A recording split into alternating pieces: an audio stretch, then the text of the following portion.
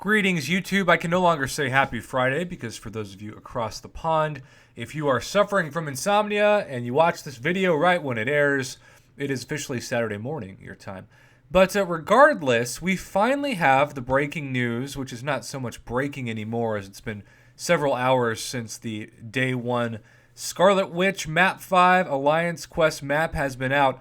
But we've been waiting weeks and weeks and weeks for this. In fact, I even had a video about a week back about asking where this was because this was not in the rotation at all, and several summoners were asking about it because it was in the original announcement for the latest season of Alliance Quest that we would see not one, not two, but three different mini-boss rotations, and Scarlet Witch and the Adaptoids were going to be one of them. Now, the belief, or at least the theory for some that contacted me behind the scenes, mostly on the Line app, was that the reason why we hadn't seen this was because it was believed that Scarlet Witch was probably going to be the easiest of the mini-boss fights, and the Adaptoids were probably going to be easier than at least, say, the Sentinels, or certainly easier than the Ultron drone bosses, or I guess I should say just the Ultron drone nodes.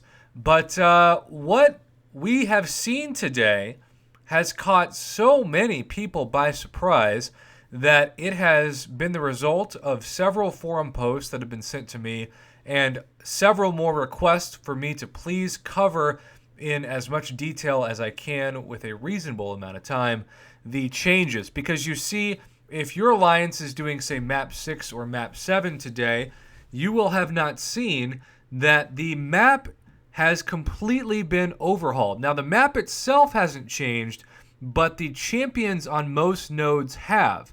And in some cases, you maybe have gone from thinking it's day one, I'm going to have a breeze, to, oh Lord, can I switch somebody paths? Because all of a sudden you have some of the best defenders in the game and their introduction into map 5, at least on the paths that they're on. We're going to start, we're now in tier 2. You see, we have Electro on the bleed heal block path. That sucks. Followed by Avoid, making it to where if you don't have, say, the Blade Ghost Rider synergy on this path, it's going to be trouble. I am very fortunate for the most part in that the path I normally take in tier 2 is path 2, and all I have to worry about is a Yondu and a Darkhawk, which shouldn't be a problem with Corvus. But at the same time, we've got Medusa now. We have the oh-so-favorite path of whoever gets to fight Domino Blade, who actually was supposed to be a defender when he entered in the game before he became just this insane OP revealed offensive player. But Domino Blade and MODOK back to back to back, that is not a gimme, particularly on day 4 or day 5. And then you scroll down here, we got Mr. Sinister for the first time. Ironically, we have a little Diablo in the mix, so at least they gave us that. But Morningstar is no cakewalk. And then, oh look, Nightcrawler and Emma back-to-back. So fun and interactive. Yay. A lot of Symbiote Supremes popping up as well. That's not a bigger deal. But then, Tier 3, what's going on? We have another round of fun nodes. We've got Void again. We do have some champs we've seen like Gladiator Hulk.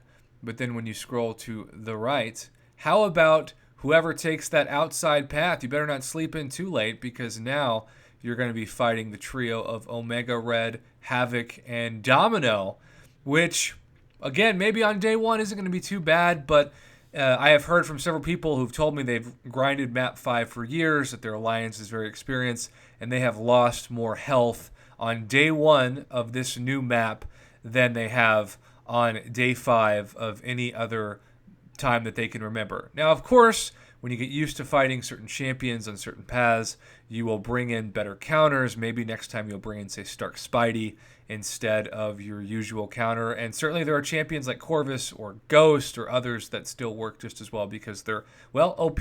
But for a lot of people, this is quite alarming. And the reason behind this, of course, is that map 5 is what I would consider to be the most popular map that most alliances play, because it gives you the most rewards for the least effort and certainly the least donations to the treasury.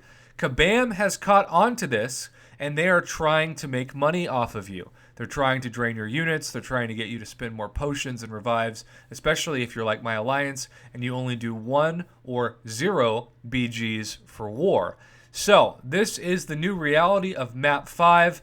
I had read every post that they had given us, and they explained that there would be newer champs that were dropped at some point. I don't think anybody quite expected it all to be on the Scarlet Witch mini, and I think that's the reason why it took so long to see this. They have been overhauling almost every champion on every node of this, and that's why it took a couple of months to make it into the current season. But at the same time, it's pretty stressful for quite a few users right now, and quite a few summoners who are brave enough to admit that they're not so OP at this game that they can actually lose health in a given fight, because Lord knows some of the comments are going to be like, big deal, it's about time, suck it up, just get better at the game like me because I'm amazing. I don't know if you have a money bag, but I have a bag my whole life because I've been a douchebag since I was born. Yeah, those kind of people. The comment sections are always full of those trolls. But for everybody else who's, just trying to casually enjoy Map 5, it's going to be an adjustment.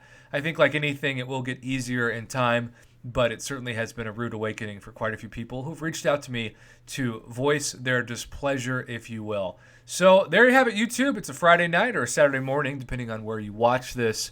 But either way, I appreciate you clicking on the video, kind of learning more about the Map 5 layout on day 1. Best of luck with this map, particularly as the days increase and, of course, the difficulty increases subsequently in those days. May you have the counters to fight the most BS of nodes so you keep your units, your wallet, your potions, your revives, etc. away from Kabam. That is always my prayer for every summoner, because that's when you are enjoying the game the most, when Kabam is not finding new and, dare I say, kind of BS ways to drain your pocketbook. Thanks again for watching, YouTube. Have a great weekend.